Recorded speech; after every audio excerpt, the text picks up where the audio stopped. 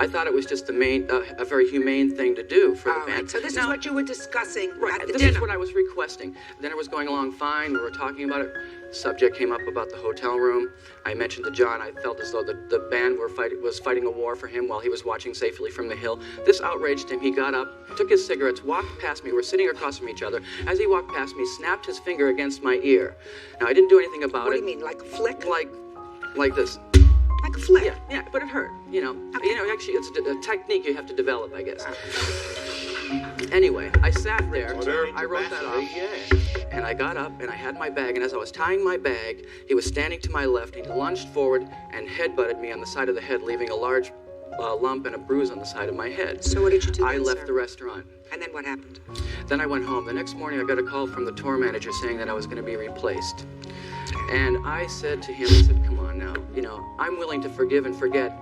You know, I don't want to be working for 4 months for this guy and then go, you know, and then 3 days before my salary triples and I go out on the road to be able to showcase my drumming abilities, I get fired. I said, it's not fair, you know. And I called and asked if someone would reason with John. I called the two musicians, I called the personal manager, I called the tour manager, and I even spoke to John himself, who had said, oh, it's you.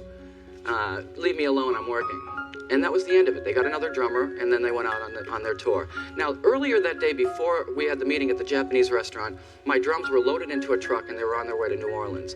I didn't get my drums back for 2 weeks after that, and I got a receipt from a drum rental company that says that it would have cost $2,000 to rent these drums for 2 weeks. Now, I was without my tools and my trade in order to provide a living for myself. So he's adding insult to injury on this. Now, Your Honor, the reason why I came to your courtroom is because I know that you're a barometer for the truth. Listen to me. Sir, I'm a barometer for the truth, but I also have a very short fuse. Stop! Say nothing else. Mr. Lydon, you have almost been very patient, sir. Almost. Well, as you can understand, Mr. Williams is a very difficult person to work with. And Sir, I think this is classic him. you evidently were taken with his abilities as a drummer, correct? Yes, And you hired him. yes. And you A had... deal he agreed to financially right from the start, the second he accepted the first check. And in fact, in his fax, the last line of it says, hopefully this meets for your approval, as it will be necessary for me to do this tour.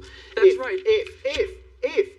Well, it wouldn't. I don't change deals once I've struck them. No, neither do I. Listen to me. You have to be quiet now. Yes, ma'am. He was He quiet. changed his mind, and he walked out on me that night. That left me lumbered with a lack of a drummer and a tour about to start. And this whole hotel stuff he's coming up with. You must understand, these are small nightclub gigs, and we're travelling vast journeys on a tour bus. We're not staying overnight in most of the towns. Now, Mr. There's Lydon, I no don't have a point in problem. me wasting money on separate individual hotel rooms I don't have a when problem. I'm perfectly able to share. Mr. And I'm Lydon- apparently the pop star. Mr. Lydon, do me a favor. Don't talk over me. I'm not arguing with you with regard to the hotel room. Right, fine. I don't Where's believe the that you have... assault? I don't believe that you have any responsibility to provide him with an independent hotel room. And Mr. Williams, quite frankly, sir, Yes, ma'am.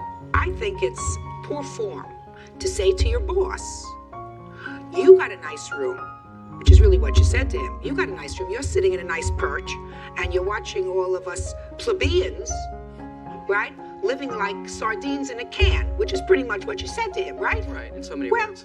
you know, if you don't like the rules, Point taken, Your Honor. if you don't like the rules, If I may. no, you if may I not. I- Just I- listen to me. I listen to you. Now you have to listen to me and be quiet.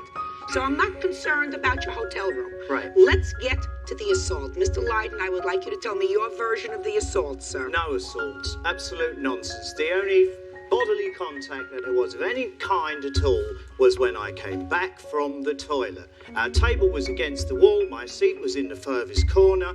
He was sitting opposite. To get by him, had that much room.